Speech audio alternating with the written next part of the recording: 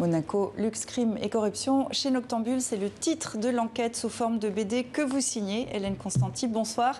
Vous êtes journaliste d'investigation. Merci d'être avec nous. Avec nous également Thierry Chavant. Vous êtes le dessinateur de cette enquête en bande dessinée qui se penche sur Monaco et plus particulièrement sur deux retentissantes affaires judiciaires qui ont secoué la principauté.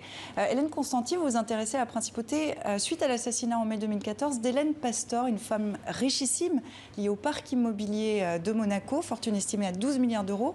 Qu'est-ce que vous découvrez en enquêtant ? Alors, ce qui m'a passionné, c'était qu'au-delà de ce fait divers, c'est une histoire familiale tragique, puisque l'assassinat de cette femme richissime a été commandité par son propre gendre pour toucher l'héritage, un héritage considérable. C'était la famille la plus riche de Monaco. Mais au-delà de cette affaire de sang, cette affaire familiale, cette affaire d'argent, ce qui m'a passionné, c'est que cette Hélène Pastor, cette femme qui a été assassinée, incarnait tout l'envers du décor de la principauté. Puisqu'en fait, cette famille Pastor, qui est peu connue en dehors de Monaco, mais qui est absolument capitale dans cette principauté, a bâti toute sa fortune sur l'immobilier. Et donc, ce qui m'a intéressé, au-delà de raconter le fait divers, qui est absolument passionnant, qui se lit comme un polar, c'est de décrypter sur quel fondement repose la richesse de Monaco au travers de l'histoire de cette famille Pastor. Et il y a une seconde affaire, elle est liée à l'oligarque russe Dmitri Ribolovlev qui rachètera l'AS Monaco, Thierry Chavant. C'est par lui qu'arrive le Monaco Gate. Et ce qu'on découvre vraiment dans le livre, c'est qu'on soulève un pan en fait du décor de Monaco.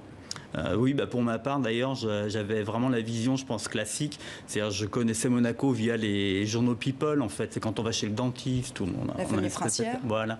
Et en fait, le travail d'Hélène, c'est là-dessus qui devient capital. C'est que ça révèle que c'est déjà un État, c'est un paradis fiscal, en fait, déjà.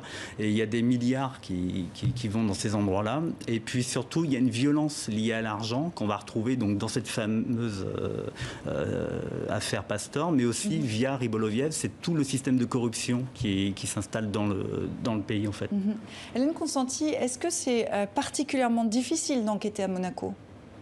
Oui, c'est très difficile. C'est un tout petit État qui est incrusté entre Nice et la frontière italienne et dans lequel tout le monde se connaît. Il n'y a que 38 000 habitants, donc c'est vraiment tout petit. Les gens arrivent là pour en fait mettre leur argent à l'abri de l'imposition, donc les fortunes du monde entier s'y retrouvent, c'est beaucoup de nouveaux riches qui sont là, et c'est un État princier, donc les gens parlent, il y a beaucoup de médisance, beaucoup de jalousie, mais en même temps les gens ne parlent pas ouvertement de peur de se mettre mal avec la famille princière, de tomber en disgrâce. Enfin, il y a un phénomène de cour à cette échelle microscopique qui est celle de Monaco, qui est assez extraordinaire et qui rend l'enquête difficile. C'est un endroit où on vient aussi pour cacher son argent. Donc avoir de l'accès à l'information sur les patrimoines, sur qui détient les sociétés, c'est absolument impossible. Donc il est très difficile d'enquêter. Moi je travaille pour Mediapart, donc c'est la base de mon travail. Et j'ai trouvé ça d'autant plus stimulant que le secret est bien gardé. Hélène Constanti parle d'un choc visuel à propos de Monaco. On a ce tout petit territoire coincé entre la paisible Méditerranée, des falaises et puis cette architecture assez brutale. Est-ce que c'était particulièrement plaisant à mettre en image ?